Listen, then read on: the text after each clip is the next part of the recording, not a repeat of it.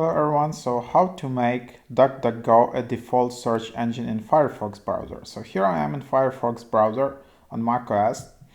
Should work pretty similar on Windows, so just go here in search part and then you can just basically change this time search with DuckDuckGo.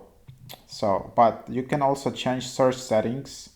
Just click in there and then you can select default search engine. So then just select DuckDuckGo and there you have it. You can also edit one-click search engines from here. And what happens now when I just open like a new tab and try to search, I will see that it defaults to DuckDuckGo and then it just redirects to DuckDuckGo right here in this main search panel. So there you have it. From this time, DuckDuckGo is your default search engine on Firefox browser on desktop.